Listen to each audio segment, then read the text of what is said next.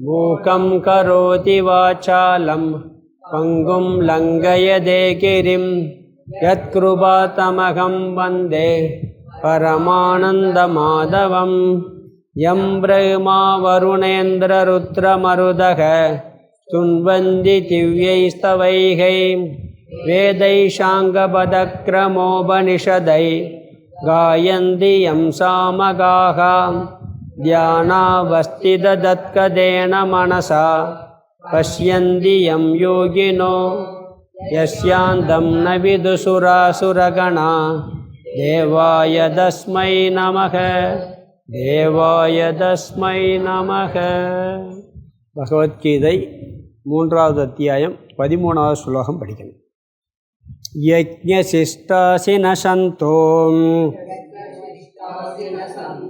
முச்யந்தே சர்வகில்பிஷைஹை புஞ்சதேதே த்வகம் பாபான் ये पसन्त्यात्मकारणात् यज्ञशिष्टासिन सन्तो मुच्यन्ते सर्वकिल्पिषैः पुञ्चदेते त्वकं पाबा ये पसन्त्यात्मकारणात्.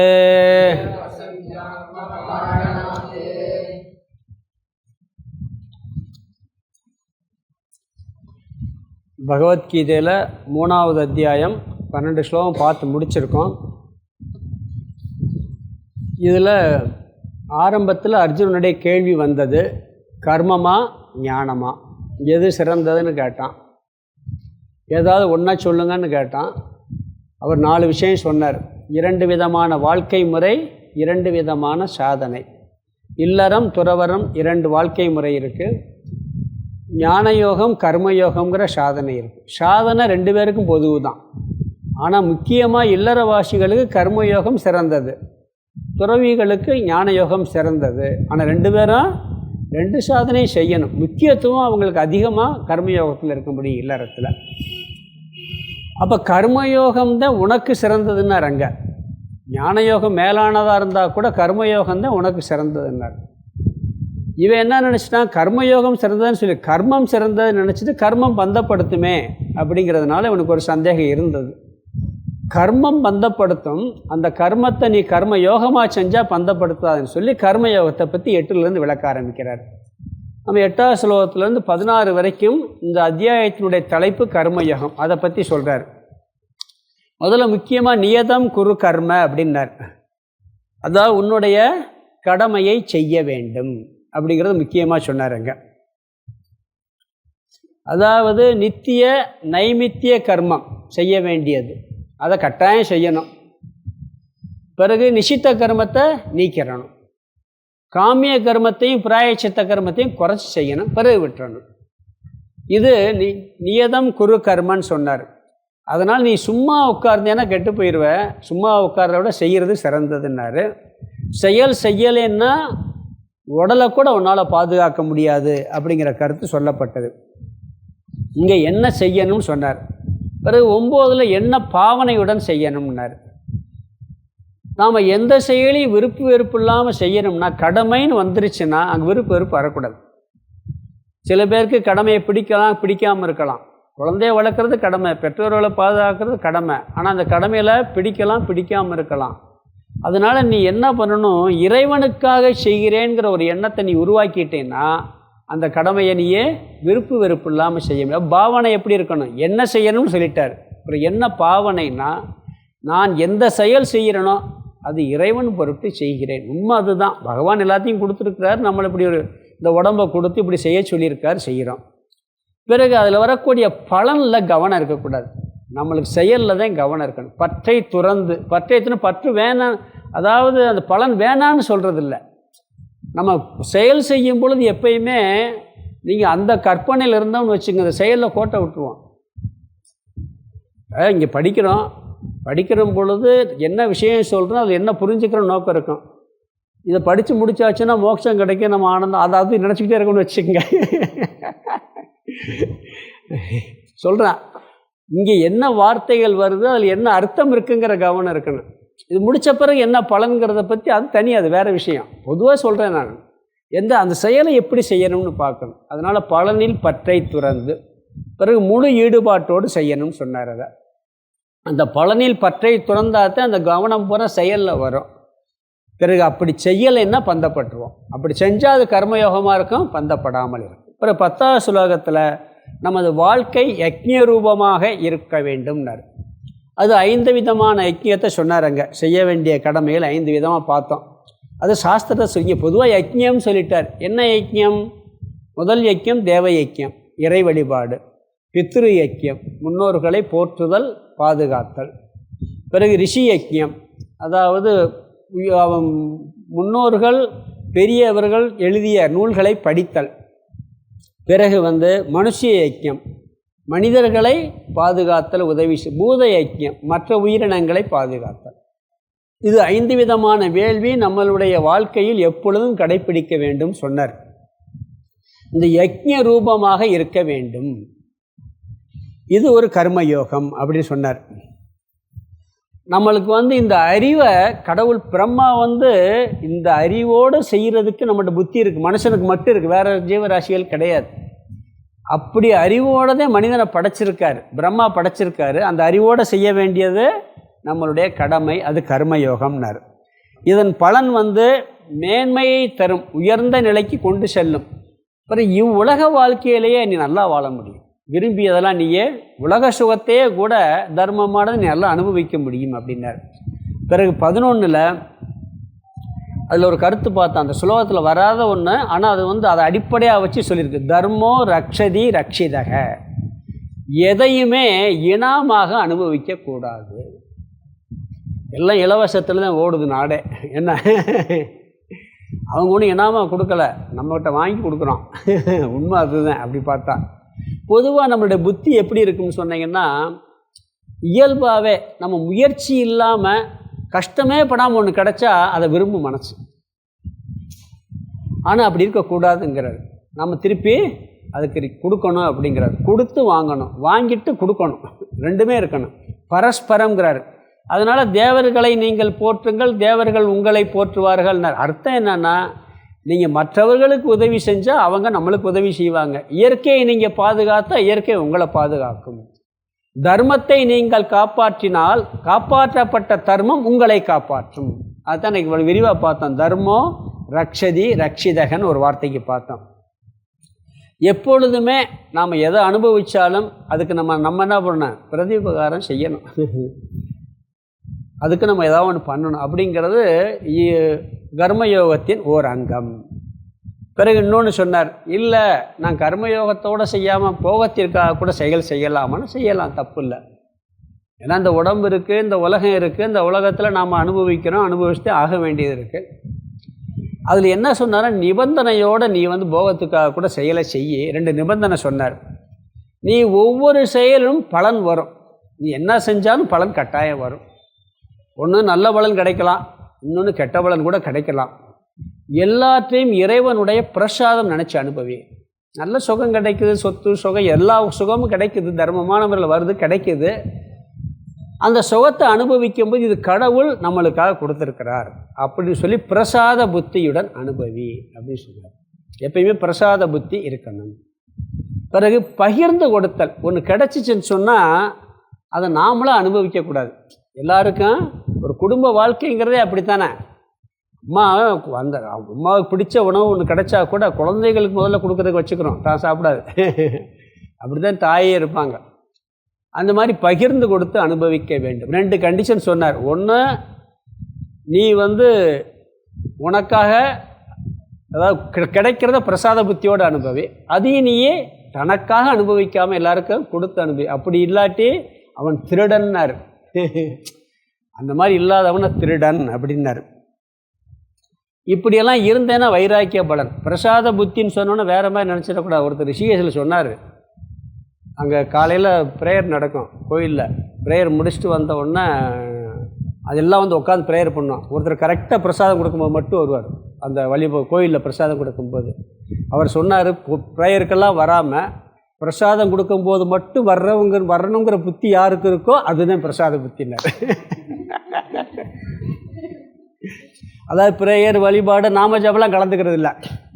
அப்படிலாம் கலந்துக்கிறாம கோயிலில் பிரசாதம் கொடுக்கும்போது மட்டும் வந்தால் போதும் அப்படிங்கிற புத்தி யாருக்கு இருக்கோ அதுதான் பிரசாத புத்தினார். இது பிரசாத புத்தி இல்லை. என்ன பலன் கிடைச்சாலும் அதை கடவுள் நம்ம பார்த்திங்கன்னா ஒரு வாழைப்பழம் கொடுக்குறாங்க, சாதாரணமாக கொடுத்தா என்ன பண்ணுவோம், வாங்கி டக்கு டக்குன்னு உரிச்சு ஒரு தூக்கி போட்டுருவோம். கோயிலில் கொடுத்தா அதை வாங்கி முதல்ல கண்ணில் ஊற்றிக்கிடுவோம். ஒன்று நம்ம சாப்பிடுவோம், இல்லாட்டி யாராவது வேண்டியவங்கள்ட்ட கொடுப்போம். அப்புறம் தோலை கூட பக்குவமாக எடுத்து போடுவோம், கண்டபாக தூக்கி எறிய மாட்டோம். அந்த பிரசாதம் சொன்ன உடனே வந்துடுது. வீட்டில் ஒரு சாப்பாட்டில் கல் இருந்தால் என்ன பண்ணுவான், தட்டு பறக்கும் சில நேரம், இல்லாட்டி கோபம் வரும். இங்கே கல் இருந்தால் மெதுவாக எடுத்து வெளியே போட்டுட்டு அதை அழகாக சாப்பிட்ருவோம். ஏன்னா அதை ஏற்றுக்கொள்ளக்கூடிய மனப்பான்மை வந்து விடுகிறது. இன்னொன்று நாமளாய் அனுபவிக்காமல் எல்லோரும் கொடுத்து அனுபவிக்க வேண்டும். இது 12 வரைக்கும் பார்த்து முடித்தோம். இப்போ 13வது ஸ்லோகத்தில் என்ன சொல்கிறாருன்னா, இங்கே இந்த பிரசாத புத்தியோடு பகிர்ந்து அனுபவித்தில் சொன்னார், அப்படி இல்லாட்டி திருடன் சொன்னார். இங்கே இந்த மாதிரி புத்தியோட பிரசாத புத்தியோடு அனுபவித்து பகிர்ந்து கொடுத்த அனுபவன் என்ன சொல்கிறாருன்னா அவனுடைய பலனை சொல்கிறார். அப்படி அனுபவிப்பவன் அவன் தான் கர்மயோகி. அதனுடைய பலன் என்னான்னு சொன்னால் முதல் வரியில் பலனை சொல்கிறார். 2வது வரியில் அந்த கர்மயோகம் செய்யாதவனுக்கு கிடைக்கக்கூடிய பலனை சொல்கிறார். கர்மயோகம் செய்கிறவனுக்கு என்ன பலன் கிடைக்கும், இவன் தனக்காகவே வாழ்ந்து சுயநலத்தோடு வாழ்றான் பாருங்க, அவனுக்கு என்ன பலன் கிடைக்கும் அப்படிங்கிற 2 வரியில் சொல்கிறார் இந்த 13வது ஸ்லோகத்தை. முதல் வரியில் கர்ம யோகி யக்ஞ சிஷ்ட அசினக. சிஷ்டம்னா மீதியுள்ள, யக்ஞம் செய்ததில் மீதியுள்ளதை உட்கொள்பவர்கள். நம்ம எவ்வளவோ கடமைகள் செய்கிறோம், அதில் கிடைக்கிறதுல மற்றவங்களுக்கு கொடுத்தது போக மீதியை உட்கொள்பவர்கள். சந்தக அப்படி இருப்பவர்கள் முச்சியந்தே விடுபடுகின்றார்கள்ங்கிறார். எதில் விடுபடுகிறார்கள், சர்வ கல்பிஷைகை. முதல் வரி கடைசி வார்த்தை, எல்லா பாவங்களிலிருந்தும் விடுதலை அடைகின்றான்.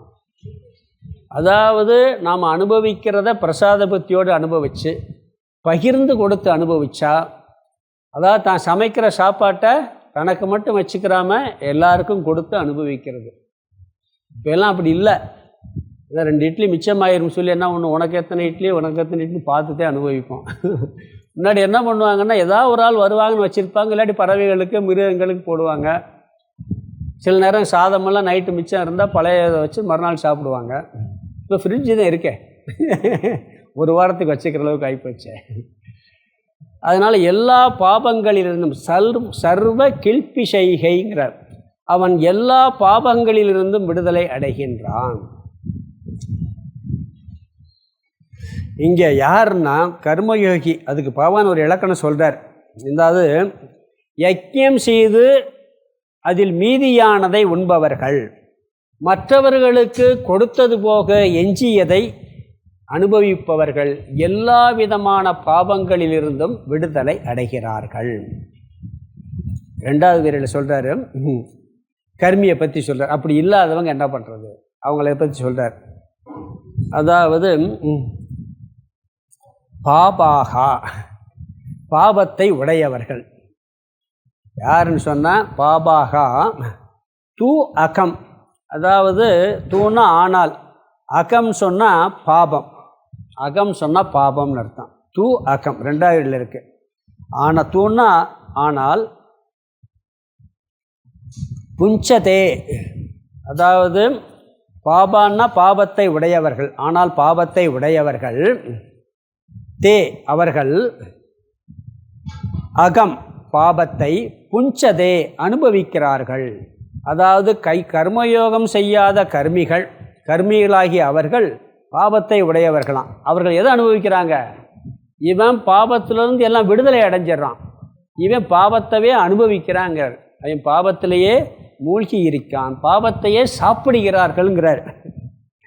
சாப்பாடு சாப்பிட்றவளை பார்க்கலாம், பாவத்தை சாப்பிட்றவளை பார்க்க முடியுமா? இவர் பாவத்தை சாப்பிட்றாங்கன்னு சொல்கிறார். பாவத்தை உண்பவர்கள் அது யார்?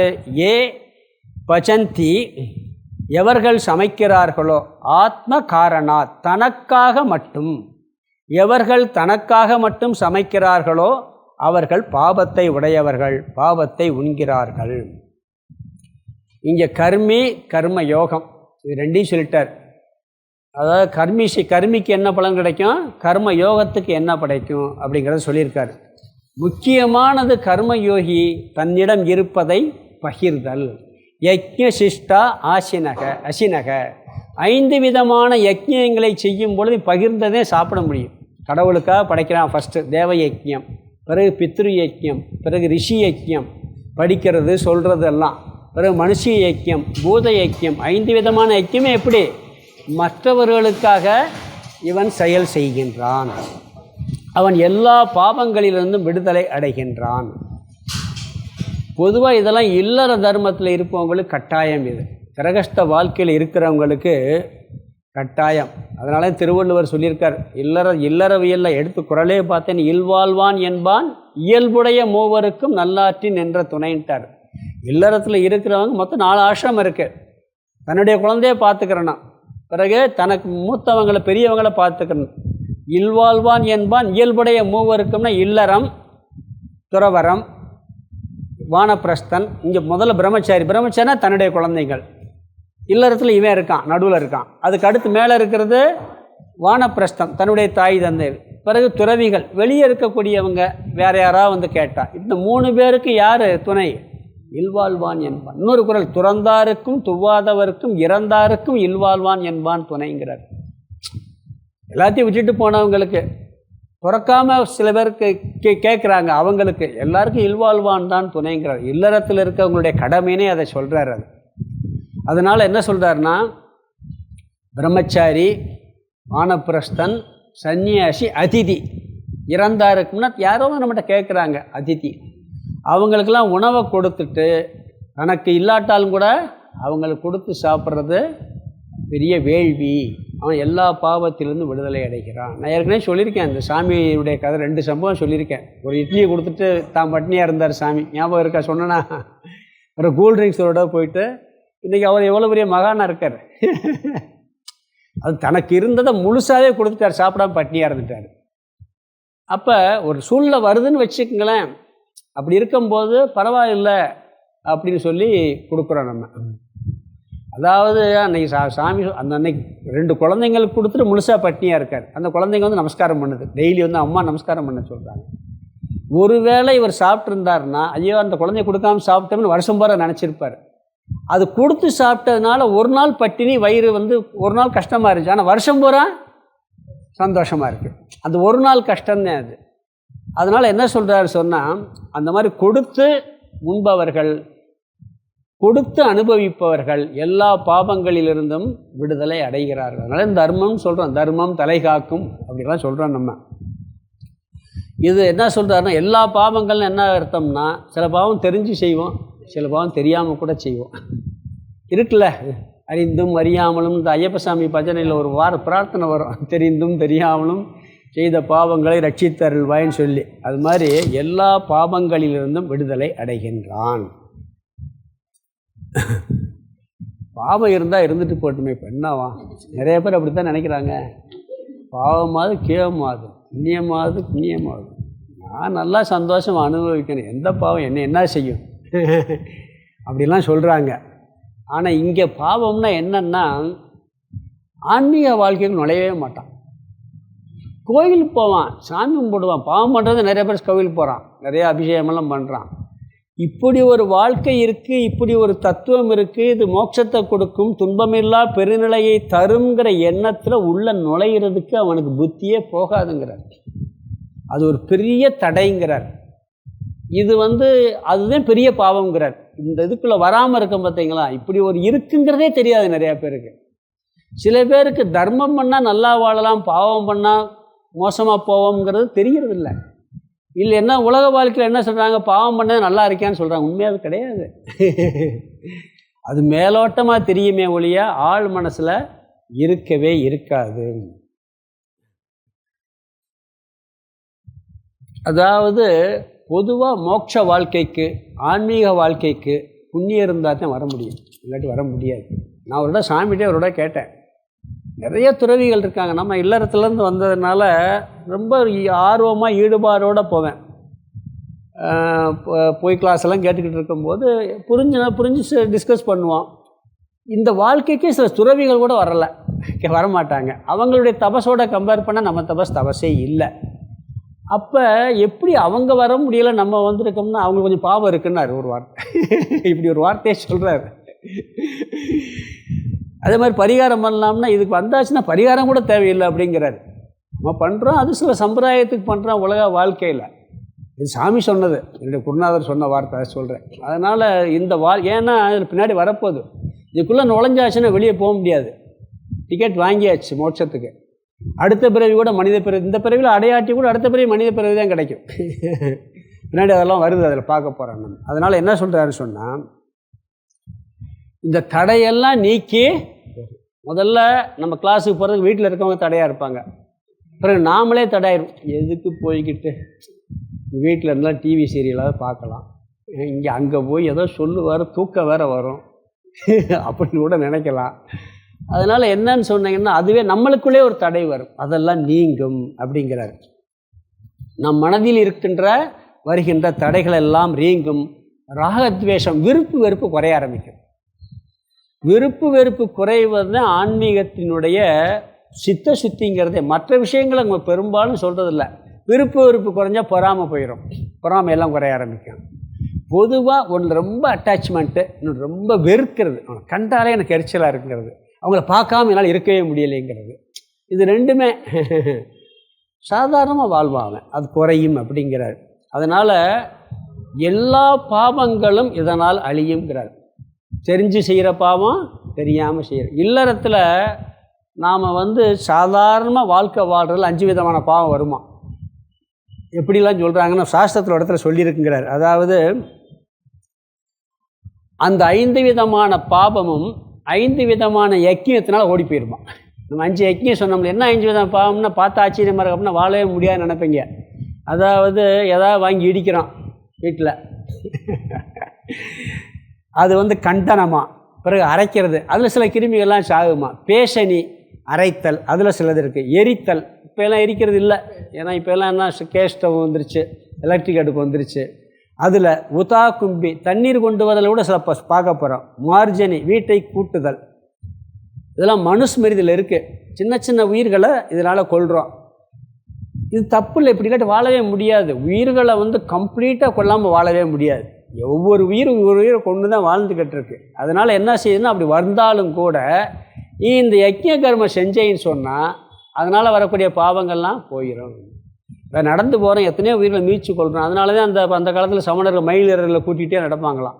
அதில் சாகாத பிறகு ஃபுல்லாக பார்க்க முடியாது. ஆனால் என்ன சொல்கிறாரு சொன்னால், இதெல்லாம் இருக்குது அப்படிங்கிறார். இதெல்லாம் பஞ்சமகா யஜ்ஞத்தினால இருந்துவிடும். ஒரு பாட்டு கூட இருக்குது, யாருக்கு நான் தீங்கு செய்தேன் இறைவா, நாட்டில் யாரு குடியை நான் கெடுத்தேன் இறைவான்னு சொல்லிட்டு ஒரு பாட்டில் சொல்வார். மக்கள் மண்டபத்தை இடித்தேனா, மக்கள் கூடும் மண்டபத்தை இடித்தேனா, நீதிமன்றத்திலே நெறிமறைத்து பொய் உரைத்தேனா. இதெல்லாம் பாவம். மக்கள் கூடுற மண்டபத்தை இடிக்கிறது, பொய்ச்சாட்சி சொல்கிறது, கற்றவர் மேல் பழியுறுத்தி கலங்க வைத்தேனா. உண்மை நேர்மையானவங்க மேலே போய் பொய்யை சொல்லி அவங்க கலங்கத்தை ஏற்படுத்து. இன்னொன்று சொல்கிறார், ஒரு கடவுள் இல்லை என்று கருத்தை அளித்தேனாங்கிறார். கடவுள் இல்லைன்னு சொல்கிறது பாவம்ங்கிறார். ஒரு சினிமா பாட்டில் வருது. இங்கே என்ன சொல்கிறாரு, சாதாரண உலக வாழ்க்கை, நம்ம அடுப்பு எரிக்கும்போது சில உயிர்கள் சாகுது, இந்த மாதிரியெல்லாம் இருக்கக்கூடியதுகளில் அதில் சில அந்த உயிர் புண்படத்தானே செய்யும். நீ 5 விதமான வேள்விகள் செய்தால் அதுவும் சேர்ந்து எல்லா பாவங்களும் அழிந்துவிடும். சில பேர் நான் பார்த்துருக்கேன், அந்த காலத்தில் கடலை பருப்பு அவிச்சு கொடுத்தா சாப்பிட்றாங்க, மொச்சை பயிர் அவிச்சு கொடுத்து, இந்த காயை அவிச்சா சாப்பிட மாட்டாங்க. ஏன் தெரியுமா? புழு இருக்கும். அந்த கடலை பருப்பு புழு இருக்கும். அது உரிக்கும் போது பார்த்தா புழு அங்கே செத்து இருக்கும். அப்போ அது என்ன, அது என்வி ஆகி போதான். இப்படி சில பேர்லாம் இருந்துட்டு பார்த்துருக்கேன். அந்த மொச்சக்காயே கடலையெல்லாம் சுட்டா அவிச்சா சாப்பிட்றதில்ல, அதை உரித்து பயிராடுத்தா. ஏன்னா அதில் உள்ள எடுத்து சில இதுகள் அப்படி இருக்கும். இப்படி சில பேரில் இருந்துருக்குறாங்க. சில பேருக்கு ஒரு கேள்வி, வேதாந்தம் ஆன்மீகத்துக்கு வந்து மூட்டைப்பூச்சியை கொல்லலாமா கொல்லக்கூடாதா, கொசுவை கொல்லலாமா கொல்லக்கூடாதா, அது இப்படியெல்லாம் வருது. கொசுவை கொல்லலைன்னா வாழவே முடியாது. அது ஒரு ஞானிகிட்ட போய் ஒருத்தர் வந்து இப்படி இது என்ன கேட்கலான்ட்டு போனாராம். ஒரு பெரிய மகான் அவர்கிட்ட போய் இந்த மூட்டைப்பூச்சியெல்லாம் கொல்லலாமா கொல்லக்கூடாதா, கடிச்சா விட்டுறதா அப்படின்னு போனாராம். அவர் போகும்போது அவர் மூட்டைப்பூச்சியை பிடிச்சி நசிக்கிட்டு இருந்தாராம். யார்? அந்த மகான். பதில் முடிஞ்சு வச்சாங்க. எம்ஆர்ஆர் ஒரு சினிமா படத்தில் கேட்பாப்புல, பழைய படம் ரத்த கண்ணீரில். அவன் என்ன கேட்பான்னா, கண்ணு தெரியாது, தொழுநோய் வந்துடும், காசு கொடுப்பான். காசுனாலே அழிஞ்சு போனேன், எனக்கு சாப்பாடு போடணுமா, சரி வா இங்கே தூரமாக இருக்குது அப்படின்னு நடந்து கூப்பிட்டு வந்துடுவான். ரொம்ப நாளை சாப்பிட்டு கொஞ்சம் கறியும் சோறு போடுவேன் அப்படிம்பான். அவன் அதுக்கு என்ன சொல்லுவான், நாங்கள் வந்து ஜீவகாருண்ய இயக்கத்தை சேர்ந்தவங்க, நாங்கள் அதெல்லாம் சாப்பிடுவோம். அப்படின்னா என்னம்பான், உயிர்களை கொல்லாமல் இருக்கிறதும்பான். இப்போ மூட்டை குச்சி வடிச்சா என்னடா பண்ணுவீங்கன்னு கேட்பான். இப்படியே கேட்பான். உனக்கு திமிரு ஜாஸ்தியாராம்பா. அதே மாதிரி பழைய படத்தில் வரும். இதெல்லாம் பார்த்தா வாழவே முடியாது. ஆனால் அப்படி செய்யக்கூடிய ஒரு சில உயிர்களை கொன்றக்கூடிய பாவம் வந்தாலும் நாம் செய்கிற கடமை, வீடை கூட்டும் போது, அடுப்பு எரிக்கும் பொழுது, அப்புறம் மாவரைக்கிற பொழுது, எல்லாம் சமையல் பண்ணும் பொழுது நம்மளை எரியாமல் இப்படி பாவங்கள் வைந்தாலும் கூட நீ 5 விதமான யஜ்ஞத்தை செய்யும் பொழுது, என்ன யஜ்ஞம்? தேவ யஜ்ஞம், பித்ரு யஜ்ஞம், ரிஷி யஜ்ஞம், மனுஷ யஜ்ஞம், பூத யஜ்ஞம்.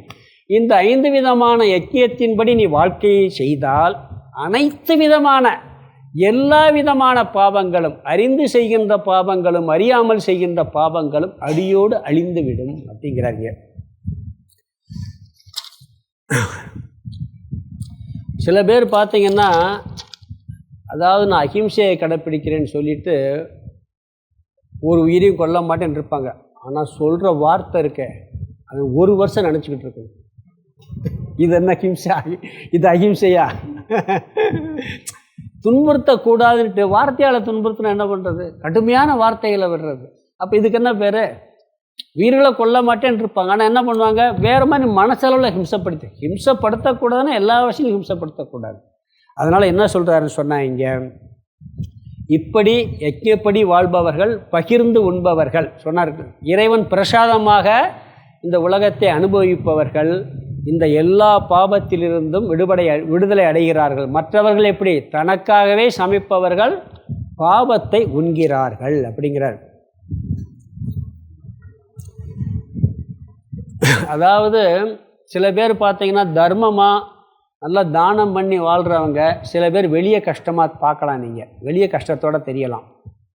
சில பேர் அதர்வம் பண்ணுறேன், வெளியே காரு பங்களா எல்லா வசதியோடு இருக்கலாம். வெளியே பார்த்து சொல்லுவாங்க, மனசில் என்ன சந்தோஷம் இருக்குங்கிறதே முக்கியம். அது வெளியே தெரியாது. என்ன ஒரு ஏசி பங்களாவில் படுத்து உறங்கி மட்டுப்பத்தையில் படுத்து விடிய தூக்கமே வரல, அது சுகமாக. ஒருத்தர் ரோட்டில் போகிறான், கட்டாந்தரையில் கல்லில் படுத்து குரட்டை விட்டு தூங்கிக்கிட்டு இருக்கான். எது சுகம்? லேசாக தூரல் கூட விழுகுது, ரோட்டோரத்தில் சரளையில் படுத்து குரட்டை விட்டு தூங்கிக்கிட்டு இருக்கான். அது பட்டு மெத்தையில் ஏசி ரூமில் தூக்கமே வரல விடிய. யாருக்கு சந்தோஷத்தை அனுபவிச்சா? நான் வெளியே இருந்து பார்க்குறவங்களுக்கு. தூங்கியாச்சுன்னா, நான் மெத்தையில் படுத்திருக்கேன்னு தெரிஞ்சுன்னா தூக்கம் இல்லைன்னு அர்த்தம். ஏசியில் படுத்திருக்கேன்னு தெரிஞ்சுன்னா தூக்கம் இல்லைன்னு அர்த்தம். இவன் கட்டாந்திரையில் படுத்திருக்கேன்னு தெரிஞ்சுன்னா தூக்கம் இல்லைன்னு அர்த்தம். உண்மை தானே? சுகத்துக்கு இதுக்கு சம்பந்தம் இல்லை. தேவையை வச்சுக்கலாம், தப்பு இல்லை, எல்லாம் இருக்கலாம். மெயின் நீ கட்டாந்தரையிலையும் படு, ஏசி ரூம்லேயும் படு, பட்டு மேத்தையிலையும் படு, தூங்கணும். முதல்ல எங்கே இருந்தாலும் நீ தூங்கணும். அது மாதிரி நீ வசதியாக வாழு, வசதி இல்லாமல் வாழு, ஆனால் சந்தோஷமாக இருக்கணும், அமைதியாக இருக்கணும், ஆனந்தமாக இருக்கணும். அது இந்த யஜ்ஞ வாழ்க்கையை கடைப்பிடித்தால் உனக்கு கிடைக்கும் அப்படிங்கிறார்.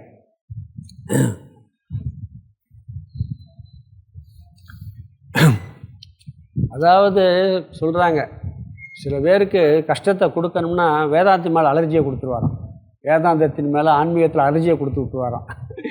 அவனுக்கு கஷ்டம் வேறு கஷ்டமே தேவையில்லைங்கிறாங்க. வந்துடும், ஆட்டோமேட்டிக்காக வந்துடும் அப்படிங்கிறார். அதாவது சில பேர்லாம் பார்த்தீங்கன்னா எல்லாம் வீட்டில் புஸ்தகம் கீதை எல்லாமே இருக்கும், சூழ்நிலை கூட அமையும், ஆனால் இந்த லைனுக்குள்ளேயே வரமாட்டாங்க, இதை படிக்கவும் மாட்டாங்க. இதெல்லாம் பகவான் கொடுக்குற தண்டனைங்கிறார். பிறகு ஞானத்திற்கும் மோட்சத்திற்கும் இப்படி வாழ்ந்தால் அவனுக்கு வாய்ப்பு கிடைக்கும், இல்லை என்றால் கிடைக்காது. அதே இந்த ஸ்லோகத்தினுடைய சாரம். இதுக்கு இன்னொரு உதாரணம் சொல்லணும்னா, நம்ம வந்து எப்படின்னா, இது உள்ளே நுழைஞ்சிட்டோம்னு வச்சுக்கோங்க. அதாவது இப்படி கர்மயோக வாழ்க்கை வாழ்பவன் இந்த ஆன்மீக வாழ்க்கையில் நுழைஞ்சிருவானான். அவனை எப்படியாவது கொண்டு போய் இந்த வேதாந்தத்துக்குள்ளே தத்துவத்தை புரிகிற விஷயத்துக்குள்ளே உள்ளே நுழைச்சி விட்டுரும்.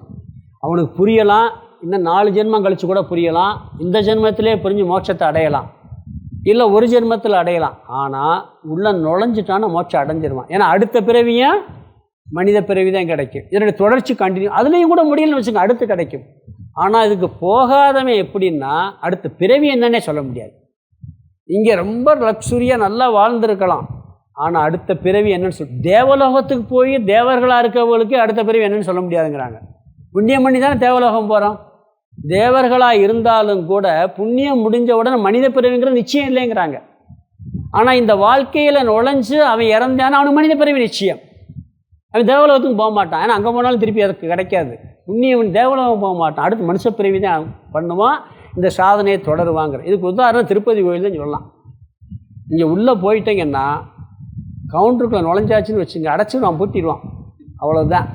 கட்டாயம் சாமியை பார்த்துட்டு வெளியே வர முடியும். ஒரு நாள் ஆகலாம், 1 மணி நேரத்தில் வரலாம், 5 மணி நேரத்தில் வரலாம், 6. ஆனால் உள்ளே நுழைஞ்சாச்சு. போகணும் வீட்டில் சொல்லிக்கிட்டு இருக்கான் ஒருத்தன். அவன் போகலாம், போகாமல் இருக்கலாம், இந்த பிறவிலே போகாமல் கூட இருக்கலாம். இருக்கலாம்ல. சிலர் போகணுங்கிற எண்ணமே வராது, சிலர் போகணுங்கிற எண்ணம் வரும், ஆனால் போக மாட்டான். அப்புறம் எனக்கு திறந்தும் போயிடுவான். ஆனால் போகணும்னு உள்ளே போய் நுழைஞ்சிட்டோம்னா என்ன பண்ணிடுவான், திருப்பி வெளியே வர்றது தரிசனம் பண்ணிட்டு தான் வெளியே வரும். அது உடனே வரலாம், சில நேரங்களில் 5 மணி நேரம், ஒரு 48 மணி நேரம் காத்திருந்த காலம்லாம் உண்டு. இப்போ அப்படி இல்லை இருக்கிறாங்க. அது மாதிரி இந்த வாழ்க்கைக்குள்ளே வந்தாச்சுன்னா எல்லா பாபங்களும் போய் அவன் மோட்சத்தை அடைவான் அப்படிங்கிறார். ஸ்லோகத்துக்கு அர்த்தம் பார்த்துக்கலாம். யக்ஞம்னா யாகத்தில், யாகம்னா நாம் செய்கின்ற எல்லா செயல்களிலும் வச்சுங்களேன். சிஷ்ட மிஞ்சியதை அசினக உட்கொள்கின்றவர்கள். நாம் என்ன செஞ்சு அதில் என்ன பலன் கிடைச்சாலும் மற்றவங்களுக்கு கொடுத்து மிச்சம் இருக்கதை உட்கொள்பவர்கள், அனுபவிப்பவர்கள். சந்தக சான்றோர்கள்ங்கிறார். அவங்க தான் உயர்ந்தவர்கள், சான்றோர்கள். அப்படி இருப்பவர்கள் அடுத்து என்ன அடைகிறாருன்னு சொல்கிறார். முச்சியந்தே சர்வ கில்பிஷைகை. சர்வ கில்பிஷைகைனா எல்லா பாபங்களில் இருந்தும், கில்பிஷைனா பாபம், சர்வ கில்பிஷைகைனா எல்லா பாபங்களில் இருந்தும். அதற்கு முந்தின வார்த்தை முச்சியந்தே, விடுபடுகின்றார்கள். தெரிந்து செய்கின்ற பாவம், தெரியாமல் செய்கிற, ஏதாவது அதுக்கு முன்னாடி செஞ்சுருக்கலாம். இந்த வாழ்க்கைக்கு வந்தாச்சுன்னு சொன்னால் எல்லாம் நாயன்மார் கதைகள்லாம் பார்க்கலாம். அவர் இது வாழ்க்கைக்கு வர்றதுக்கு முன்னாடி ஏதோ பாவம் பண்ணியிருப்பார். அதெல்லாம் பார்த்தா இப்படி ஒரு மோசமான பாவம் பண்ணார் நம்மளுக்கு தெரியலாம். ஆழ்வார்கள் நாயன்மார்கள்லாம் பார்த்தீங்கன்னா. ஆனால் அவங்க அதெல்லாம் வந்தவுடனே என்ன பண்ணார் பகவான், அதெல்லாம் மன்னிச்சு அவருக்கு தரிசனம் கொடுத்துறார். அது மாதிரி முச்சியந்தை விடுபடுகின்றார்கள். பிறகு புஞ்சதே தே துவகம் இருக்கு, அதை பிரிச்சோம்னா துவகம்ங்கிற வார்த்தையில் து அகம்னு பிரிக்கணும். து ஆனால் அதே வார்த்தையில் பாபா ஏன் இருக்கு. ஏன்னா எவர்கள், ஆனால் எவர்கள். கடைசி வார்த்தை ஆத்ம காரணாத், 2வது வரையில் கடைசி வார்த்தை எடுத்துக்கணும். ஆத்ம காரணாத்னா தனக்காக மட்டும், தனக்காக மட்டும். அதுக்கு முதல் வார்த்தை பஜந்தியாத்ம காரணாத்தான் இருக்கு. பஜந்தி ஆத்ம காரணாத், அதை பிரித்தோம்னா பஜந்தி அப்படின்னா சமைக்கின்றார்களோ. எவர்கள், ஆனால் எவர்கள் தனக்காக மட்டும் சமைக்கின்றார்களோ. பாபா தே பாபா, தே துவகம் பாபான்ற பார்த்தீங்களா, தூ அகவன் பிரித்து பார்த்துட்டோம். தே பாபான்னா அவர்கள் பாபிகள். அவர்கள் என்ன செய்ய, அவர்கள் பாபிகள். அகம்னா பாபம், பாபத்தை, அவர்கள் பாபத்தை புஞ்சதே உண்கிறார்கள். அவர்கள் பாபிகள், தனக்காக மட்டும் பாபிகள். அவர் எதை சாப்பிட்றாங்கன்னா பாபத்தை உண்கிறார்கள். இங்கே கர்மயோகிகள் உயர்ந்தவர்கள், அவர்கள் அனைத்து பாபங்களிலிருந்தும் விடுபடுகிறார்கள். கர்மிகள் பாபத்தை உண்கிறார்கள். இந்த தர்மராஜா யாகம் பண்ணி ஒரு கீரி பிள்ளை கதை கேட்டிருக்கீங்களா? அதாவது ஒரு கீரி, தர்மராஜா ஒரு பெரிய வேள்வி நடத்துகிறார், ராஜசூய பெருவேள்வி. அதில் அத்தனை பேருக்கும் தானம் தர்மம் நிறையா பண்ணணும். ஒரு கீரி பிள்ளை பாதி பொன்னிறத்தோடு அதில் பிறழுதான் அந்த எஞ்சின மாவு, அந்த மிச்சம் இருக்க உணவுகளில். என்ன இப்படி பிறல்றேன்னு கேட்குறாங்க. கீரிப்பிள்ளை பேய்ச்சான்லாம் கேட்கக்கூடாது கதை. ஏன்னா ஏன் பிறல்றேன்னா பாதி உடம்பு பொன் நிறமாக இருக்குது, பாதி உடம்பு பொன் நிறமாக இருக்குன்னு கேட்ட உடனே, இல்லை நான் ஒரு பெரிய வேள்வி நடந்தது போனேன், அங்கே மிஞ்சினதில் உருண்டேன், பாதி உடம்பு பொண்ணாயிருச்சு, அந்த அளவுக்கு வேள்வி எங்கேயாவது நடக்குதான்னு கேள்விப்பட்டு தர்மராஜா பண்ணிக்கிட்டு இருக்கான்னு அங்கே இங்கே பிறந்து பார்த்தேன், ஆகலை. அதை விட இது பெரிய வேள்வி இல்லை. அப்படி என்ன வேள்வின்னு கேட்குறாப்புல. ஒரு வீட்டில் கணவன் மனைவி இவங்க 2 பேர் இருக்காங்க, சாப்பாட்டுக்கே வழி இல்லை, ஒரு வேளை சாப்பிட இறந்து போயிடுவாங்க. அந்த நிலைமையில் இருக்கும்போது கொஞ்சம் போல் மாவு கிடைக்குது, அதில் ஏதோ ரொட்டியெல்லாம் ஷேர் பண்ணி சாப்பிட்லான்னு உட்காரும்போது ஒரு அதிதி சாப்பிடுமா பசிக்குதுன்னு வர்றாரு. வந்த உடனே கேட்டாரே என்ன செய்யறது சொல்லி கொடுத்துட்றாங்க. இந்த ஒரு வேளை சாப்பிட இறந்து போயிடுவாங்க, அந்தளவுக்கு இருக்காங்க. கொடுத்துட்டு அவர் போயிடுற இவங்க இறந்து போயிடுறாங்க. இறந்து போன உடனே அந்த மிஞ்சி சிந்தின மாவில் பிறண்டுச்சான், அது பாதி பொன்னரமாக போச்சான். அதுதான் உயர்ந்த வேள்வி. ராஜா தர்மர் பண்ணுறதெல்லாம் வேள்வி இல்லைன்ட்டு போயிடுச்சு. அதாவது அந்தளவுக்கு ஒரு கொடுக்குற மனப்பான்மை அப்படிங்கிறத உயர்வாக சொல்கிறாங்க. அடுத்த ஸ்லோகம் பார்க்கலாம். 14 சேர்த்து போட்டிருக்கு, 14 மட்டும் தனித்தனியாக பார்க்கலாம். அன்னாத் பவந்தி பூதானி வர்ஜன் யாதன்ன சம்பவக யஜ்ஞாத் பவதி பர்ஜன்யோ யஜ்ஞ கர்ம சமுத்பவக அன்னாத் பவந்தி பூதானி பர்ஜன் யாதன்ன சம்பவக யஜ்ஞாத் பவதி பர்ஜன்யோ யஜ்ஞ கர்ம சமுத்பவக.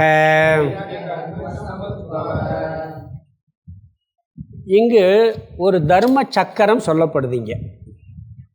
இந்த கர்மயோகத்தை மையமாக வச்சு ஒரு தர்ம சக்கரம் சொல்லப்படுது. அங்கே கர்மயோகம் செய்பவனுக்கு தனிப்பட்ட முறையில் எல்லா பாவங்களிலிருந்தும் விடுதலை அடைகிறான்னு சொன்னார். இங்கே கர்மயோகம் செய்கின்ற வாழ்க்கையை நிறையா கடைப்பிடிச்சிக்கிட்டு இருந்தாங்கன்னா மக்கள், இந்த சமுதாயமே என்ன பலன் அடையும்னு சொல்கிறார். அங்கே கர்மயோகத்தினால தனிப்பட்ட ஒருத்தனுக்கு அடைகிற பலன், இங்கே கர்மயோகத்தினால ஒரு சமுதாயமே அடைகிற பலன் என்ன அப்படிங்கிறத இங்கே சொல்கிறார். சமஷ்டி பலன், அங்கே வியஷ்டி பலன், இங்கே சமஷ்டி பலன். அதாவது கர்மயோகங்கிறது தனிப்பட்ட முறையில் பார்த்தா நம்ம மோட்சத்தை அடைவதற்கு ஃபஸ்ட்டு ஸ்டெப்பு, முதல் படியில் இறங்குறது தான் கர்மயோகம். ஞான யோகம் செகண்ட் ஸ்டெப், இடையில தியானம் இதெல்லாம் இருக்குது. ஆனால் இறுதிப்படி ஞானம், முதல் படி கர்மயோகம்தான். இந்த கர்மயோகம் வாழ்கிறதுல மோட்சத்துக்கு போகிறது தகுதி கிடைக்கிறது ஒரு பக்கம் இருந்தாலும் கூட, இந்த உலகம் சீராக நடைபெறுவதற்கு அது ஒரு அங்கமாக இருக்கிறது அப்படிங்கிறார். ஜகத் சக்கர பிரவர்த்தக கேதுகு, இந்த பிரபஞ்சமே ஒழுங்காக நடைபெற கர்மயோகம் தேவை அப்படிங்கிற கருத்து இங்கே வருது. இந்த ஒரு சமுதாயம் ஒழுங்காக நடைபெற்றுக்கிட்டு இருந்துச்சுன்னா அவங்கள எரியாமல் நிறையா பேர் இதில் சொன்னபடி வாழ்கிறாங்கன்னு அர்த்தம். நிறைய பேர் அக்கிரமம் பண்ணலாம், ஆனால் கொஞ்சம் அதிக பேர் இந்த வாழ்க்கை வாழ்கிறார்கள்னு அர்த்தம்.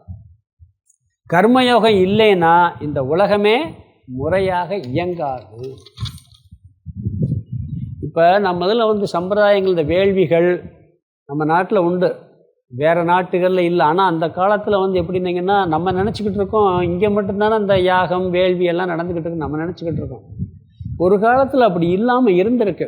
ராஜராஜ சோழன்லாம் உலகம் பூரா போயிட்டு வந்திருக்காரு, அவருடைய பேர் எல்லா நாட்டுகள்லேயும் இருக்குங்கிறாங்க ராஜராஜ சோழனுடைய இதுகள்லாம். அதே மாதிரி வேள்விகள் பார்த்திங்கன்னா எல்லா நாட்டிலையும் போய் அங்கேயெல்லாம் பூமிக்குள்ளே தோணா சிவன் வர்றாரு, விஷ்ணு வர்றாரு. ஏதோ முஸ்லீம் நாட்டுகளோட கீழே தோணா அங்கே இருக்குது.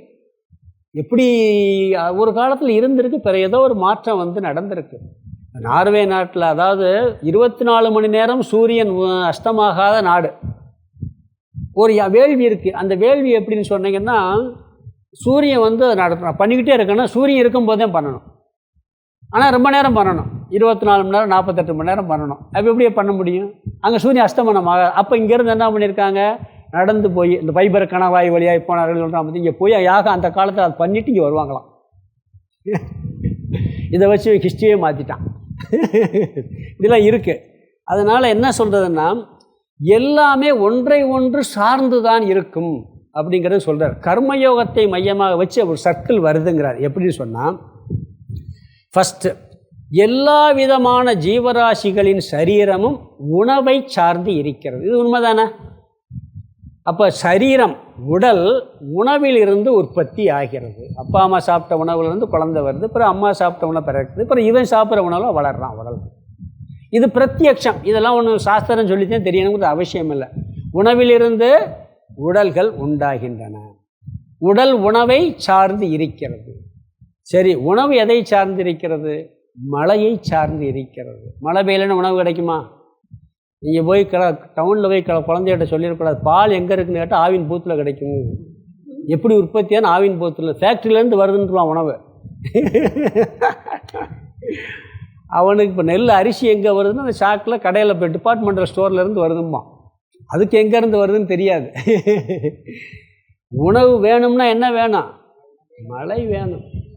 மழையே பெய்யாத நாட்டில் உணவு எங்கே கிடைக்குது? இங்கேருந்து போகுது. அங்கே எப்படி போகுது? அங்கேயும் கூட சில பயிர்கள் விளையுது. அதுவும் அந்த மழை நீரில் விளையுது. அவங்களும் விளைவிக்கிறாங்க. கடல் நீரை இந்த நீராக மாற்றி விளைவிக்கிறாங்க. அப்போ உணவு உற்பத்தி ஆகுது எதிலிருந்து? மழையிலிருந்து. மழை இல்லாட்டி என்ன ஆகுது? பஞ்சம் வந்துருச்சுன்னு சொல்கிறோமா இல்லைங்களா? இது நம்மளுக்கு பிரத்யக்ஷம் தான் பொதுவாக. இதெல்லாம் தெரிஞ்சது. மூணாவது படி, மழையானது யக்கியத்தை சார்ந்திருக்கிறதுங்கிற இதுதான் நம்மளுக்கு தெரியாது. வேள்வியை சார்ந்திருக்கு, புண்ணியத்தை சார்ந்திருக்கிறது. புண்ணியம் நான் ரொம்ப பாவம் பண்ணாங்கப்பா, அதனால தான் மழையே பெய்யுது. அன்னைக்கு பார்த்தீங்கன்னா பஞ்சபாண்டவர்களை கண்டுபிடிக்கிறதுக்கு என்ன யுக்தியை கையாளுறாங்க? இவங்க ஒரு வருஷம் அஞ்ஞான வாசம் இருக்கணும். பஞ்சபாண்டவர்கள் எங்கே கண்டுபிடிச்சிட்டா திருப்பி வனவாசம் கண்டுபிடிக்கிறங்கும் போது அது ஒருத்தர் சொல்கிறாரு, இப்போ நம்ம சுற்றி இருக்க தேசத்தில் எந்த தேசத்தில் மழை அதிகமாக பெய்யுதோ அங்கே தான் இப்போ அவங்க இருப்பாங்க, அந்த நாட்டில் போய் தேடுங்கிறான். அப்போ என்ன சொல்கிறான்? அங்கே போய் விதிர நாட்டில் போய் தேடுறான். அங்கே தான் இப்போ இருக்க நல்ல விதிர நாட்டில் செல்வ செழிப்பாக மழை நல்லா பேஞ்சிக்கிட்டு இருக்கிறான். அப்போ அங்கே தான் ஒளிஞ்சிருப்பாங்கங்கிறான். எப்படியெல்லாம் பாருங்கள். அப்போ மழை பெய்யணும்னு சொன்னால் புண்ணியத்தை சார்ந்திருக்கிறது, யக்ஞத்தை சார்ந்திருக்கிறது மழை. உடல் உணவை, உணவு மழையை, மழை புண்ணியத்தை, யக்ஞத்தைங்கிறார். இங்கே தர்மத்தை சார்ந்திருக்கிறது. அடுத்தது இந்த யக்ஞம், இந்த புண்ணியம் எதை சார்ந்திருக்கிறது? கர்மயோகத்தை சார்ந்திருக்கிறது. எங்கே சார்ந்திருக்கிறது? கர்மயோகத்தை சார்ந்து. சரி, கர்மயோகம் செய்யணும்னா பிறகு என்ன வேணும்? உடம்பு வேணும். உடம்பு வேணுமா வேணாமா? அப்போ கர்மயோகம் எதை சார்ந்திருக்கு? உடம்பு. வந்துருச்சா வட்டம்? உடம்பு உணவை, உணவு மழையை, மழை புண்ணியத்தை, புண்ணியம் கர்மயோகத்தை, கர்மயோகம் உடலை, திருப்பி உடல் ரவுண்ட் போட்டலாம். இது ஒரு தர்ம சக்கரம்ங்கிறார். இதில் முக்கியமாக கர்மயோகம். அது செய்யணும். உடம்பு வேணும். உடம்பு வேணும்னா உணவு வேணும். உணவு வேணும்னா மழை வேணும். மழை வேணும்னா புண்ணியம் வேணும். புண்ணியம் வேணும்னா கர்மயோகம். கர்மயோகம்னா 5 விதமான வேள்வி யக்ஞம். இதை ஒவ்வொரு மனிதனும் செய்யணுங்கிறார். இது ஒரு தர்ம சக்கரம். இப்படி ஒரு ஜகத் சக்கரம் கர்மயோகத்தில் இருக்கிறது. இதுவும் சாரம்ங்கிறார். முதல் 2 படியில் 3 படியில் நம்மளுக்கு 2 படி சந்தேகமே இல்லை. கடைசி படியும் சந்தேகம் கிடையாது. ஏன்னு சொன்னால் கர்மயோகம் செய்யணும், உடம்பு வேணும். முதல் படி சாப்பாடு இல்லாட்டி உடம்பு கிடைக்காது, சாப்பாடு மழை இல்லாட்டி கிடைக்காது. ஆனால் மழை புண்ணியத்திலேருந்து வருதுங்கிறது சாஸ்திரம் பிரமாணம். அந்த புண்ணியம் தர்மப்படி வாழ்வது கர்மயோகத்தில் தான் கிடைக்கிறது, சாஸ்திரம் பிரமாணம். ஆனால் கர்மயோகம் செய்யறதுக்கு உடம்பு வேணுமே, அது தெரிஞ்சது தான், பிரத்யக்ஷம் தான். அந்த 2 சாஸ்திரம் தான் நம்மளுக்கு பிரமாணம். இது அபூர்வம், கண்ணுக்கு தெரியாதது அப்படிங்கிறார். அதாவது இந்த மலைக்கு சொல்கிறது திருக்குறளே 2வது அதிகாரம் பார்த்தீங்கன்னா மலையத்தையும் சொல்கிறார். கடவுள் வாழ்த்துக்கு அடுத்தது என்னது? வான் சிறப்பு. அதில் ஒரு குறள் இருக்குது, விண் நின்று பொய்ப்பின் விரிநீர் வியனுலகத்து உள் நின்று உடற்றும் பசி. மழை இல்லாட்டி உணவு கிடைக்காது. கடல் சூழ்ந்த உலகமா, தண்ணி 3 பங்கு இருக்குது. அவ்வளோ தண்ணி இருந்தாலும் மழை பெய்யலைன்னா இங்கே வயிற்று பசி உனக்கு போகாதுங்கிறார். உள் நின்று உடற்றும் பசிங்கிறார். மழை பொய்த்து விட்டால் இவ்வுலகம் கடலால் சூழப்பட்டிருந்தாலும் பசி நின்று துன்புறுத்துங்கிறார். மழையில் தான் உணவு கிடைக்குது. அந்த மழை புண்ணியத்தில் கிடைக்கிறது. இந்த உலகத்தில் நமக்கு நன்கு வாழ வேண்டும் என்றால் புண்ணியம் தேவை. புண்ணியமே இல்லைன்னா இந்த உலகமே எதற்கு அப்படிங்கிற மாதிரி சொல்கிறார். புண்ணியம் எப்படி வரும்னு சொன்னால், தனக்காக வாழாமல் பிறருக்காக வாழ்பவர்கள் அதிகமாக இருக்கும் பொழுது இந்த புண்ணியம் கிடைக்கும். தனக்காக வாழ்ந்தால் புண்ணியம் வராது. கர்மயோகமாக செஞ்சாலே புண்ணியம் வந்துடும்ங்கிறார்.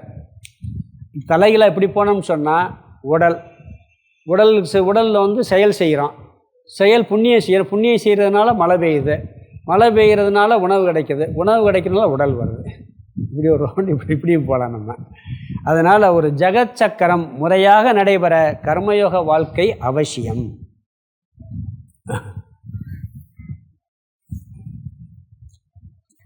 பொதுவாக சமுதாயம் அமைதியாக இருக்கிறதுக்கு தர்ம வாழ்க்கை வேணும். வகுப்புக்கே வரணும்னு வச்சுக்க, வெளியே ஒரு கலவரம் நடந்துக்கிட்டு இருக்கு, வர முடியுமா? இல்லை, வரும்போது இடியும் மழையும் புயல் காற்று அடித்தாலும் வர முடியாது. சாதாரணமாக பெஞ்சால் நல்லது, அந்த நேரம் பண்ணால் வர முடியாது. அப்போ இயற்கை சமுதாயம் எல்லாமே ஒரு அமைப்பு ஒழுங்காக நடைபெறணும்னா இது இருக்கணும் அப்படிங்கிறார். இல்லாட்டி ஆன்மீகத்திலே முன்னேற முடியாது, அதுக்கே வாய்ப்பு கிடைக்காதுங்கிறார். அதனால் கர்மயோகம் தேவை. இங்கே முதல் வரியில் பார்த்தீங்கன்னா அதை அப்படியே சொல்கிறார். சொல்லிட்டேன். சுலோகத்தில் என்ன சொல்கிறாருன்னா, அன்னாத் பவந்தி பூதானி, உணவிலிருந்து உடல்கள் உற்பத்தி ஆகின்றன. உடல்கள்னால் பூதானி, ஸ்தூல உடம்பு உற்பத்தி ஆகிறது. முதல் படி இது. உணவிலிருந்து உடல்கள் தோன்றுகின்றன. இது நேராக அனுபவத்தில் இருக்குது. ஒன்றை ஒன்று எப்படி சார்ந்திருக்கு வரிசையாக சொல்லிட்டு வர்றார். அடுத்த வார்த்தை பர்ஜன்யாத் அன்ன சம்பவக, மலையிலிருந்து உணவு உற்பத்தி ஆகின்றது. இதுவும் நேரடி அனுபவம். அன்னம் மலையை சார்ந்து இருக்கிறது. பிறகு இரண்டாவது வரி முதல் பகுதி யக்ஞாத் பவதி பர்ஜன்யக, யக்ஞத்திலிருந்து மலையானது தோன்றுகிறது. யக்ஞ கர்மத்திலிருந்து மலையானது தோன்றுகின்றது. மலையானது யக்ஞத்தை சார்ந்து இருக்கிறது. இது அபூர்வம், இது நம்மளுக்கு தெரியாது. கண்ணுக்கு தெரியாத ஜீவராசிகளுடைய புண்ணிய பலனாலே வருது அப்படிங்கிறார். இது பிரத்யக்ஷம் இல்லை. மழை வர்றதுக்கு என்ன காரணம்? இல்லையே, மேகம்தானா காரணம்.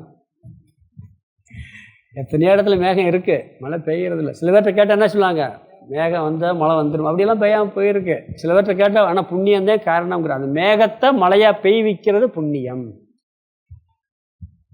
புண்ணியத்தை நேரடியாக பார்க்க முடியாதனால அதுக்கு அபூர்வங்கிற வார்த்தையை பயன்படுத்துகிறாங்க. உணவுக்கு மழை தேவை, அதற்கு மழைக்கு புண்ணியம் தேவை. பிறகு பொதுவாக என்ன சொல்கிறாங்கன்னா, புண்ணியத்தினால மழை மட்டும் இல்லை, இன்னொருதும் சொல்லுவாங்க. புண்ணியம் நல்லா இருந்தால்தான் நமக்கு கிடைச்ச உடல் நல்ல உடல் கிடைக்கும், சூழ்நிலை நல்லா அமையும், ஆரோக்கியம் கிடைக்கும், உறவுகள் எல்லாம் நல்லா அமையும். இல்லைன்னு சொன்னால் அது இதெல்லாம் புண்ணிய பலனால் நம்மளுக்கு கிடைக்கக்கூடிய பலன்கள். நாம் முயற்சி செய்யாமல் எல்லாம் அமைகிறதுன்னு சொன்னால் அது புண்ணிய பலத்தினுடைய செயல்கள், நாம் செய்த கர்மத்தின் விளைவு அப்படிங்கிறார். அடுத்து என்ன சொல்ல போகிறோம், இந்த யக்கியம் எப்படி தோன்றுகிறது? யக்ஞ கர்ம சமுத்பவக, யக்ஞமானது கர்மத்திலிருந்து தோன்றியது, புண்ணியமானது கர்மயோகத்திலிருந்து தோன்றியது. இதோடு இங்கே வச்சுருக்காரு. கர்மயோகத்துக்கு செய்யணும்னா என்ன வேணும்? உடல் வேணும். அதை நம்ம சேர்த்துக்கணும். கர்மயோகம் செய்கிறதுக்கு உடல் வேணும், அப்புறம் உடலுக்கு உணவு. இப்படித்தான் சர்க்கிள் வருது அப்படிங்கிறார். திருக்குறளில் தவங்கிற அதிகாரத்தில் ஒரு குறள் இருக்குது. இளற்பலர் ஆகிய காரணம் நோற்பார் சிலர்பலர் நோளாதவர்னு இருக்குது. அதாவது உலகத்தில் இல்லாதவர்கள் ரொம்ப பேர் இருக்காங்க, ரொம்ப இருக்கவங்க சிலராக இருக்காங்க, இல்லாதவங்க நிறையா பேர் இருக்காங்க. அதுக்கு என்ன காரணம்? தவம் செய்கிறவங்க கொஞ்சம் பேர் இருக்காங்களாம், தவம் செய்யாதவங்க நிறைய பேர் இருக்காங்க. அது மாதிரி புண்ணியம் பண்ணவங்க அதிகமாக இருந்தால் எல்லாமே அமைதியாக ஆனந்தமாக இருக்கும். கம்மியாக இருந்தால் இதுவும் அப்படித்தான் இருக்கும். அடுத்த ஸ்லோகத்தில் என்ன சொல்கிறாங்க, இந்த கர்மயோகம், இந்த கர்மம் எப்படி வந்தது, இந்த கர்மயோகத்தை பற்றிய கருத்து எப்படி செயல்பட வேண்டியங்கிறது, அது எப்படி சொல்ல போகிறார். இந்த கர்மயோகம் செய்வதுக்கு உடல் வேணும், இது ஒரு சர்க்கிள். அப்புறம் அடுத்த கருத்து அங்கே சொல்ல போகிறாரு. அதனால் என்ன, அடுத்த ஸ்லோகத்தில் இந்த சக்கரத்தை சொல்லாமல் சில விசேஷமான சில கருத்துக்கள் கர்மத்தை பற்றி சொல்கின்றார். அதை அங்கே பார்க்கலாம். இதனால தான் சாஸ்திர சர்ம சக்கரம் சுழல்கிறது. இந்த கர்மயோகம் செய்யலைன்னா தர்மச்சக்கரம் சுழலாதுன்ட்டார்.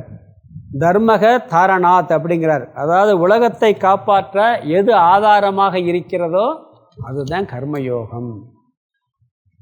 கர்மயோக வாழ்க்கை நம்ம வாழ ஆரம்பித்தோம்னு சொன்னாலே மோட்சத்துக்கு போகாமல் வேதாந்தம் புரியாமையே மனசு ஒரு அமைதி வந்துடும். நீங்கள் ஒரு செயல் செய்யும் போதே பலன் என்ன வந்தாலும் பரவாயில்லப்பா, நான் காரியத்தை செய்கிறேன்னு சொல்லும்போது அது பலன் துக்கமான பலன் வந்தால் கஷ்டம் வருமா?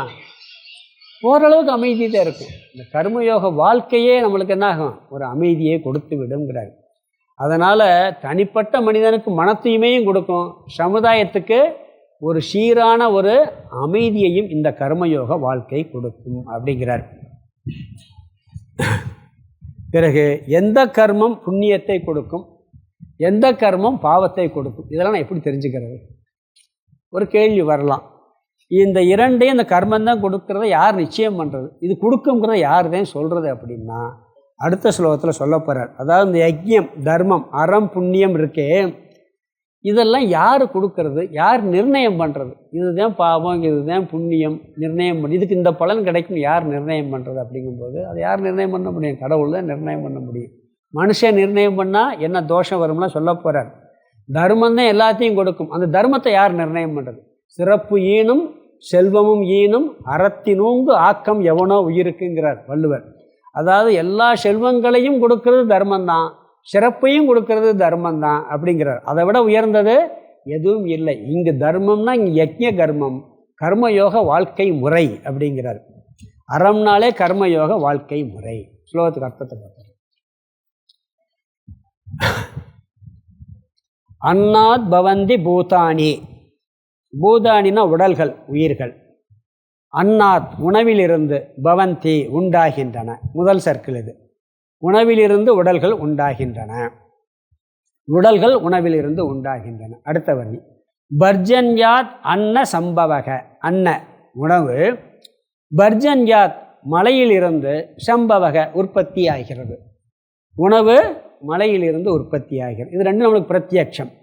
பிறகு அடுத்த வரி யஜ்ஞாத் பவதி பர்ஜன்யக, பர்ஜன்யகன்னா மலை, மலையானது யஜ்ஞாத் யஜ்ஞத்திலிருந்து, பவதி உண்டாகிறது. இங்கே யஜ்ஞத்திலிருந்துன்னா என்ன? புண்ணியம். நம்ம செஞ்ச 5 வேள்விகள்லாம் சொன்னோமே, அந்த மாதிரி புண்ணிய கர்மங்கள் புண்ணியத்திலிருந்து உண்டாகிறது. யஜ்ஞக யஜ்ஞம் கர்ம சமுத்பவக, கர்மயோகத்திலிருந்து உண்டாகிறது. இந்த யஜ்ஞம் என்ன? கர்மயோகத்திலிருந்து உண்டாகி, இங்கே ஜகத் சக்கரம். பிறகு அந்த கர்மயோகம் எதற்கு வேணாம்? உடம்பிலிருந்து உண்டாகிறது. அதாவது இதில் போடலை, நம்ம கம்ப்ளீட் பண்ணிக்கலாம். உடல்கள் உணவிலிருந்து, உணவு மலையிலிருந்து, மலை யஜ்ஞத்திலிருந்து, யஜ்ஞம் கர்மத்திலிருந்து, பிறகு கர்மம் உடலிலிருந்து. இது ஒரு சர்க்கிள் அப்படின்னு தெரியும். அடுத்து ஸ்லோகம் 15. இந்த ஸ்லோகத்தை இதில் என்ன சொல்கிறாருன்னா, முக்கியமான கருத்து என்னன்னு சொன்னால், இந்த சொன்னல இந்த கர்மம், புண்ணியம், பாவம் இதெல்லாம் எப்படி இருந்து வருது அப்படிங்கிறத வேதத்திலிருந்து தெரிஞ்சுக்க. அந்த வேதம் எங்கேருந்து வந்துச்சு? வேதம் மனுஷன்கிட்டருந்து வரல. நம்மளுடைய தாத்பரியம் எப்படி என்ன சொல்கிறோம்? வேதம் மனிதனிடமிருந்து வரவில்லை, கடவுளிடமிருந்து வருது. இதுக்கு ஒரு விளக்கம் பார்ப்போம். மனுஷன்கிட்டருந்து ஒரு கருத்து வந்தால் அது என்னமெல்லாம் தோஷம் வரும்ன்றது. ஒரு மனுஷன்கிட்டருந்து ஒரு தத்துவத்தை சொல்கிறான், அவனுடைய சுயமாக சிந்திச்சு சொல்கிறான், இல்லை ஒரு தர்மத்தை பற்றி சொன்னான்னா அதில் எப்படியெல்லாம் தோஷம் வரும். ஆனால் கடவுள்கிட்டருந்து வந்தால் எந்த தோஷமும் இருக்காது. அதனால தான் பார்த்தீங்கன்னா வேதம் எப்போ தோன்றுச்சுனே தெரியாது. எத்தனையோ கதைகள், புராணங்கள் எத்தனையோ மாறி போயிடுச்சு. இன்றைக்கி வேதம் அழிஞ்சிருக்கா? எத்தனையோ படையெடுப்புகள், புஸ்தகத்தெல்லாம் அழித்து தீய வச்சு பொசுக்கியாச்சு. இன்றைக்கி 4 வேதம் வரிவிடாமல் மனப்பாடாமல் சொல்கிறாலும் இருக்குது. ஏன்னா அது கடவுள்கிட்ட, அது யாராலும் இயற்றப்படவில்லைங்கிறது நம்மளுடைய நம்பிக்கை. அதாவது பகவான் என்ன பண்ணாரா, அந்த உலகத்தை படைக்கும் பொழுது, இப்போ நம்ம கடையில் போய் ஒரு டிவி வாங்குகிறோம், வாங்கினா என்ன கொடுப்பாங்க? ஒரு கேட்லாக் கொடுத்துருவான். அந்த கேட்லாகில் என்ன கொடுப்பான்னு சொன்னால், இதில் என்னென்ன ஆப்ஷன் இருக்குதுன்னு கொடுப்பான். இதில் என்னென்ன இருக்குது, இந்தந்த சிஸ்டமெல்லாம் இதில் இருக்குது, இதெல்லாம் இப்படி இப்படிலாம் இருக்குது, அப்புறம் எப்படி ஆப்ரேட் பண்ணுறதுன்னு கொடுப்பான். எப்படி இயக்குவது என்ன இருக்குது. அது மாதிரி கடவுள் என்ன பண்ணாராம், இப்போ நம்ம அந்த உலகத்தை படைக்கும் போதே வேதத்தை கொடுத்து அதில் 2 பகுதியை பிரிச்சுட்டார். ஒன்று கர்மகாண்டம்ங்கிறது நீ எப்படி இந்த உலகத்தில் இயங்கணும், எப்படி செயல்படணும், அது கர்மகாண்ட பகுதி. நீ என்னெல்லாம் செஞ்சால் நீ நல்லா வாழலாம், என்னவெல்லாம் செஞ்சால் கஷ்டப்படலாம், இதை இப்படி ஆப்ரேட் பண்ணால் இதை ஒழுங்காக வேலை செய்யும், இப்படி ஆப்ரேட் பண்ணேன்னா கெட்டு போயிடும். அதிலே போட்டிருப்பான், இன்ஸ்ட்ரக்ஷன் கொடுத்துருப்பான். ஒரு பொருள் வாங்கும் போது இப்படி பண்ணிடாதேம்மா, ஃப்ரிட்ஜில் வச்சிடாதம்மா, சில ஃப்ரிட்ஜில் வையும்பான், பண்ணுறோமா இல்லைங்களா? அது மாதிரி இப்படி செய்யி, இப்படி செய்யக்கூடாது, எதை செய்யலாம் செய்யக்கூடாதுங்கிறதையும் கொடுத்துட்டார் கர்மகாண்டம். பிறகு என்ன பண்ணிட்டாரு, இதில் என்ன இருக்குது, எது உண்மையாக இருக்குது, எது பொய்யா இருக்குது, அது வேதாந்தம். இந்த உலகத்தில் உயிர் இருக்குது, உடம்பு இருக்குது, உலகம் இருக்குது. இதில் ஒன்று உண்மையாக இருக்குப்பா, ஒன்று பொய்யா இருக்குப்பா. இங்கே என்ன இருக்குது, இதை எப்படி ஆப்ரேட் பண்ணுறது, இது ஒன்று கர்மகாண்டம், இது கடவுள் கொடுத்தது, இன்றைக்கும் சப்த ரூபத்தில் இருக்குது. அதை கிரகிச்சு சொன்னது தான் இந்த நம்ம வேதம். எத்தனையோ இப்போ நம்ம சொல்கிறோம் சும்மா 5000 வருஷம்ல, அதெல்லாம் கிடையாது. ராமாயண காலம் 8 லட்சம் வருஷத்துக்கு மேலே ஆச்சுங்கிறாங்க. 9 லட்சம் வருஷம் ஆச்சு ராமாயண காலமெல்லாம். அதுக்கு முந்தின யுகம் வரை இருக்குது. இப்படி 4 யுகம். நாம் வாழ்கிறது கலியுகம், துவாபர யுகம், இது 4 லட்சம் சொச்சம். துவாபர யுகம் மகாபாரத காலம் 8 லட்சம் சொச்ச வருஷம். அதுக்கு முன்னாடி திரேதாயுகம் ராமர் காலம். ராமர் காலம் திரேதாயுகம் முடிஞ்சு அது 12 லட்சம் சொச்ச வருஷம். திரேதாயுகம் 16. இந்த 4 சேர்ந்து ஒரு சதுர்யுகம். இது 2 சதுர்யுகம் சேர்ந்து பிரம்மாவுக்கு ஒரு நாள். 1000 சதுர்யுகம் சேர்ந்து ஒரு பகலாம், 1000 சதுர் ஒரு இரவு. இப்படி இருக்குது. இப்போ 2வது பிரம்மாவாம். அவருக்கு 100 வருஷமா, இப்படி அவருக்கு இப்போ 51 வயசு. இப்படிலாம் ஒரு கணக்கெல்லாம் போடுறாங்க. அப்போ இருந்தே இருக்குது, இன்றைக்கு இருக்குது. உலகம் அழியும், வேதமும் கடவுள்கிட்ட போயிடும். திருப்பி படைக்கும்போது அந்த வேதம் வெளிப்பட்டுரும். அதில் எந்த தோஷமும் இல்லாததுனால நிலைச்சி நிற்கிது. இன்னைக்கு பார்த்தீங்கன்னா ஹரிதாஸ் படம் அந்த காலத்தில் ஒரு வருஷமோ 2 வருஷமோ ஓடிச்சுன்னா இன்றைக்கி ஒரு நாள் பார்க்க முடியுமா? ஒரு நாள் ஓடுமா? ராமாயண மகாபாரத சீரியல் இன்றைக்கி ஓடிக்கிட்டு இருக்கு. அன்றைக்கும் படித்தான், இன்றைக்கும் இளைஞர்கள் பார்க்குறாங்க, குழந்தைகள் பார்க்குது. அது தீகா கட்சிக்காரன் அந்த சீரியல் ரொம்ப போடுறான், அவன் டிவியில் தான். இன்றைக்கும் பார்த்துக்கிட்டு இருக்காங்க. பாருங்கள், என்ன காலம் ஆனால் அது அழியாமல் வருது பார்த்தீங்களா? அதுக்கும் ஆதாரமானது வேதம். அதை சொல்லப்போ அதிலிருந்து வந்ததுன்னு அடுத்த ஸ்லோகத்தில் சொல்லுவார். மனுஷனால் வந்தால் என்ன தோஷம் வரும்னு பார்ப்போம். அதை அடுத்த கிளாஸில் விரிவாக பார்க்கலாம். ஓம் பூர்ணமத பூர்ணமிதம் பூர்ணாத் பூர்ணமுதச்யதே பூர்ணஸ்ய பூர்ணமாதாய பூர்ணமேவாவசிஷ்யதே. ஓம் சாந்தி சாந்தி சாந்தி. ஹரி ஓம் ஆதிகுருநாத சுவாமிக்கு ஜெய்.